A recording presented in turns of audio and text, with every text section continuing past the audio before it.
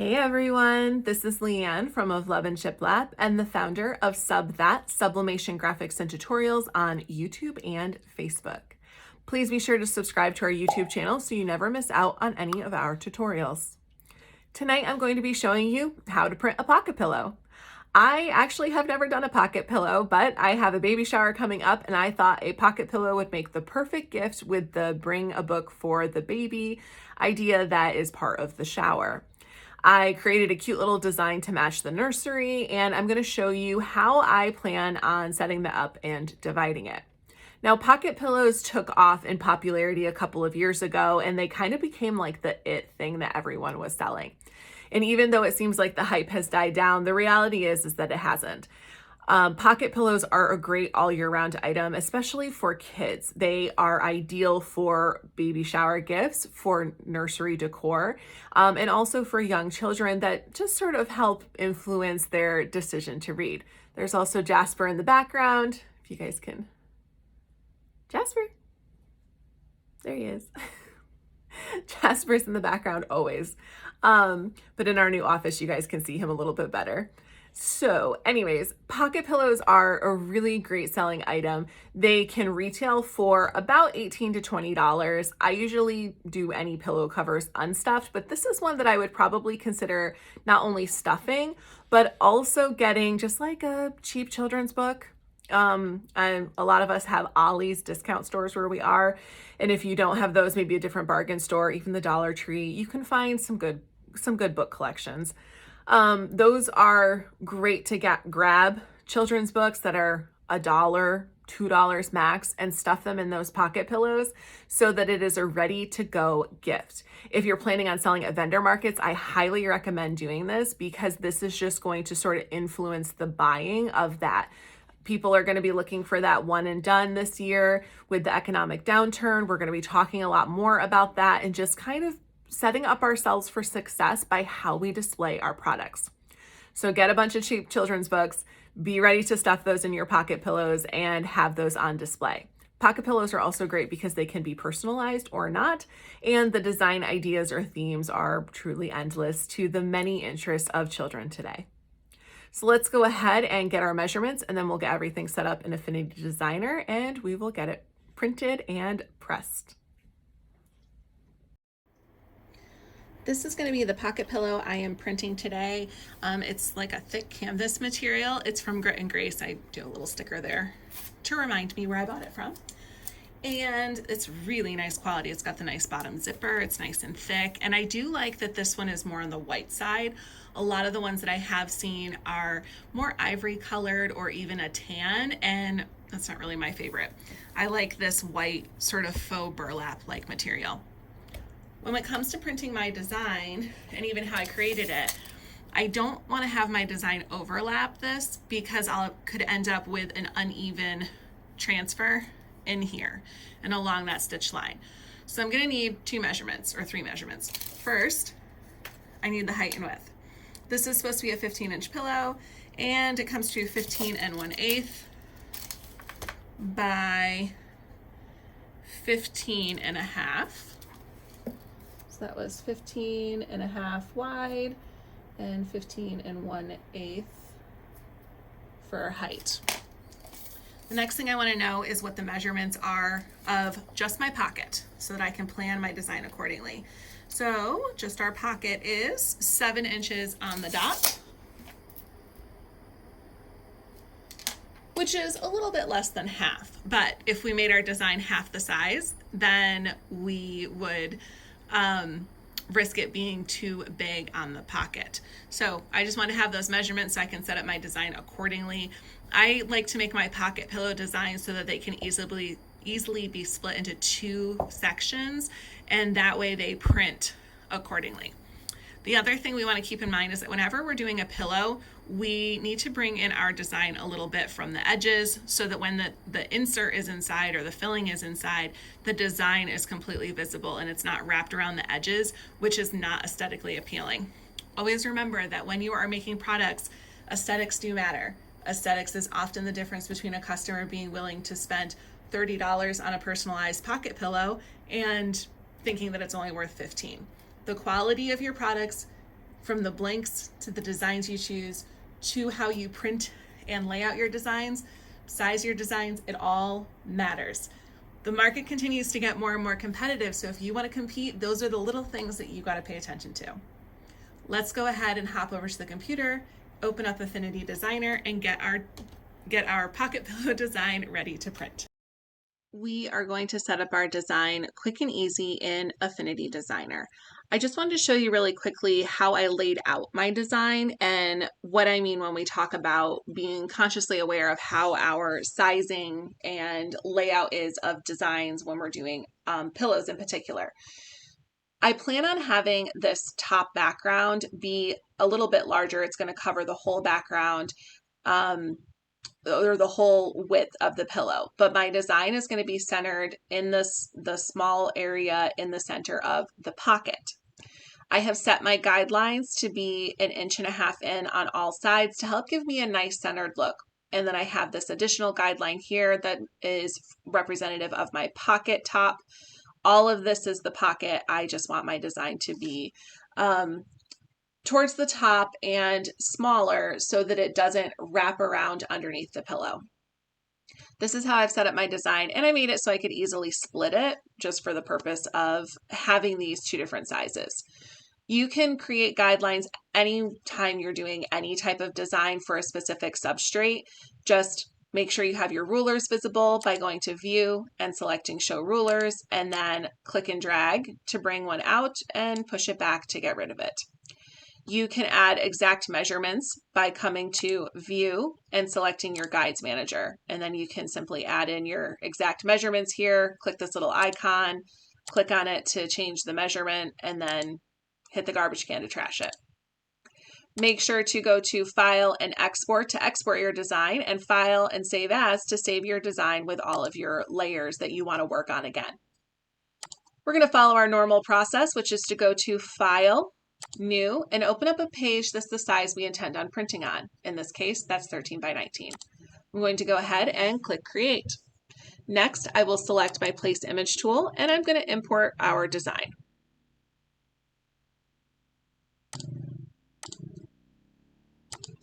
I'm going to click and drag, or simply just click to add it to our document space.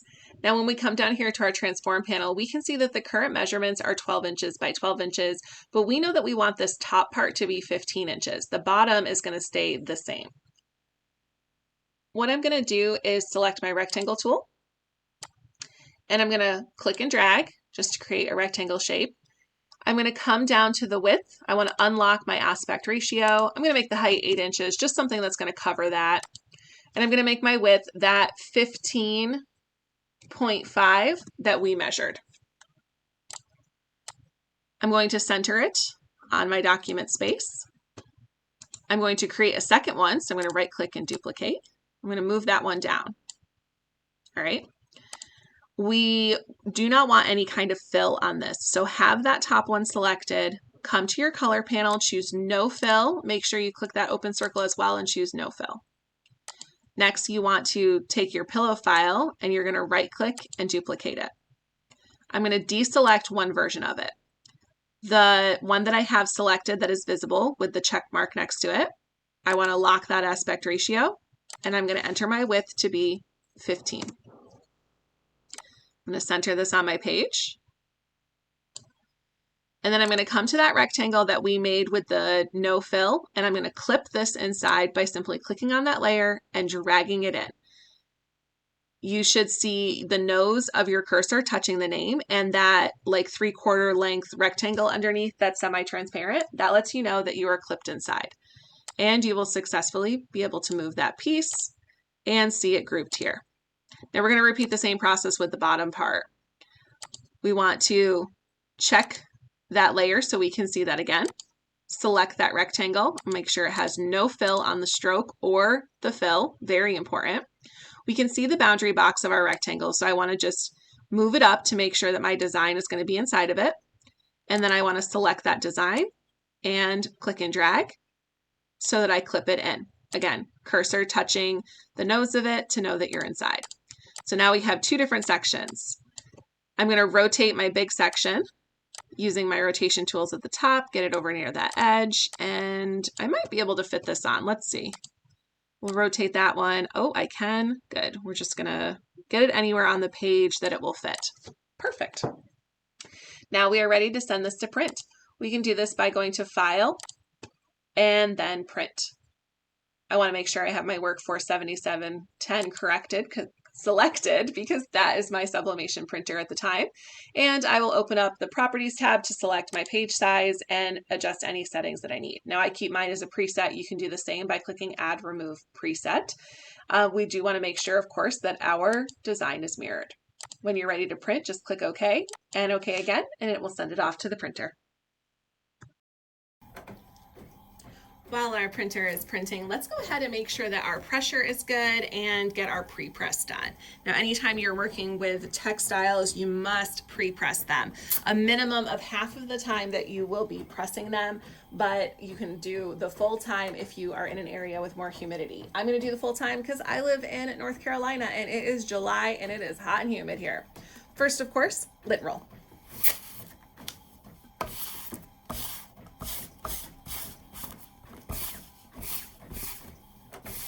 All right, nice good lint roll. And I always like to make sure that my zipper is just off. This looks like it's a metal zipper, but better safe than sorry. I always like to make sure my zipper is right off that edge. As you can see, it's right there. And just go ahead and cover this for good measure in case there's anything on our heat press. Go ahead and slide that back. And let's see. Oh, our pressure is not high enough. We want medium firm pressure here. And if you look here, see how it shows that it's red and there's a little symbol that's telling me to increase my pressure.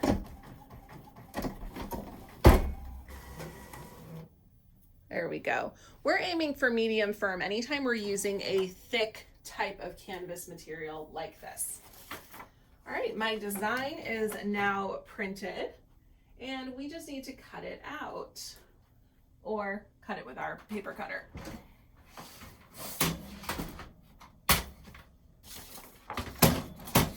So while our heat press is finishing up, I'm just going to trim this really quickly with our paper cutter. Always making sure we trim off the edges in case there's any ink that was caught on the rollers and caught on the edge of the paper or anything like that. Just good practice. We don't want to have any stray marks, especially when we only have one pocket pillow left. Or only one to begin with. I don't think I've ever bought them before. So this is the only one I got.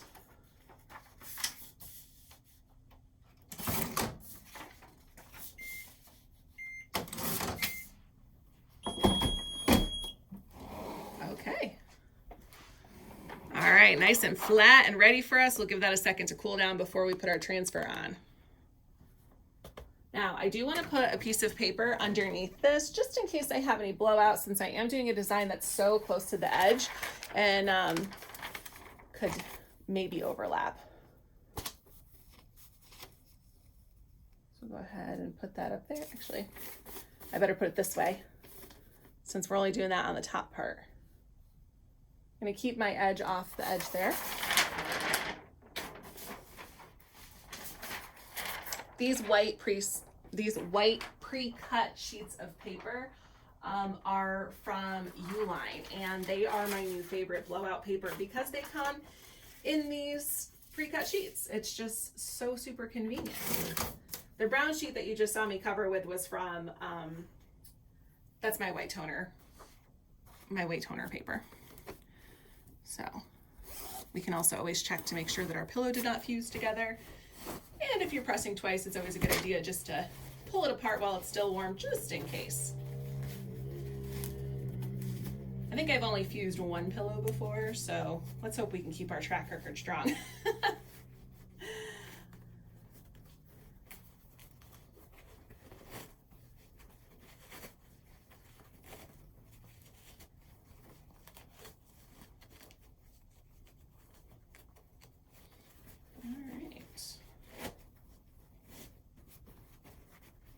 Also, the pillow I fused was, one, not a good quality pillow. I took a chance on something off of Amazon. And also my pressure and my temperature was too high. So that is fine. Okay, we got it right off the edge there. We're good to go. I'm gonna go ahead and line this up. So I just went ahead and cut my transfer close enough to the edge. Actually, I think I might trim it just a little bit more since I have some bubbles that are intentionally cut off.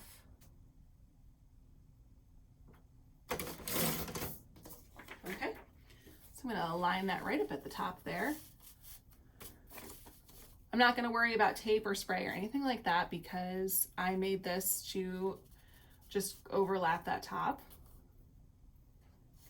And then I'll go ahead and center in my middle design. I'm gonna align it, the top of it, with this hemline that's right here. And just eyeball to make sure it's in the middle, looks good. For the bottom piece, you can add a little tape, or you can use adhesive spray. I am out of adhesive spray. Normally that's my go-to. So I will just add a little piece of tape.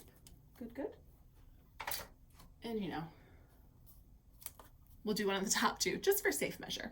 All right, that top one looks good off the edges. This looks good, nice and centered. I believe we are ready to press. Let's make sure there's nothing hanging off there in terms of our design. Good. Oops. Let's just tweak this a little bit. There we go. All right, go ahead and cover that up. Slide it on back. We are going for 385 today with medium firm pressure. I'm using pressure 6 on here, and for 60 seconds. So we'll go ahead and let that run down. Now, pocket pillows are such a great product to sell because they sell by themselves. If you wanted to give them a little extra value, you can always choose to add in maybe some extra books or something of that nature. That would definitely be a personal choice, but these are just a great item to have a set collection of designs and then say, oh, I can add your child's name or something to that effect onto it. I chose not to add a name to this because I am giving it as a baby shower gift for a friend of mine, and I wanted to leave the option open that she could donate it in the future. Most people really like personalized stuff. That was just my personal opinion on this. All right, let's get our stuff out of the way because we are about to be ready. All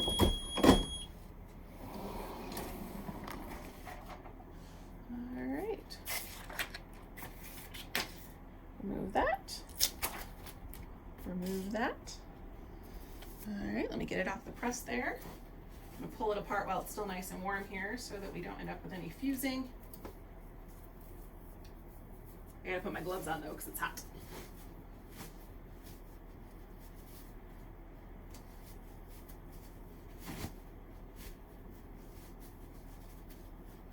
I do feel that this is good practice, by the way, to just double check your pillows.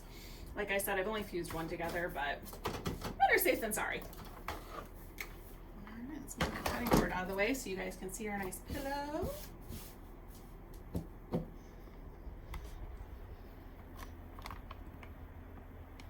And there you have it. There is our pocket pillow for honorary sub that baby Renly.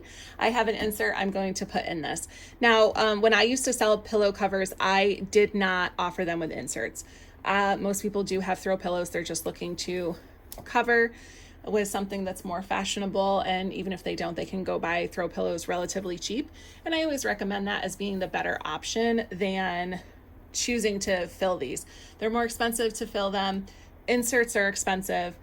This just kind of helps you get the most bang for your buck. So pocket pillows easily retail for $25 to $30 if you have them personalized. So keep that in mind. Something like this, much easier to sell for $25. And if you want to give it a little bit of value, head to your local discount store, pick up a couple of children's books for $1 or $2 and stuff them in that pocket. It instantly increases the value. Make sure you take off any price stickers. It instantly increases the value of your product and makes it more appealing to any potential customers. Pocket pillows are geared a bit more towards children, and they are a great keepsake item to help motivate children to read. They're great for nurseries as well, which is why I'm making this one today. But keep in mind that they can be used for really anyone who is an avid lover of books and reading, or it can also be used as a movie pillow. Consider putting like a movie pillow design on it and adding some snacks or something like that, maybe a favorite DVD in the inside, or a gift card to Netflix or Amazon Prime or something to that nature. Thank you so much for joining us tonight, and I hope you have a great rest of your day.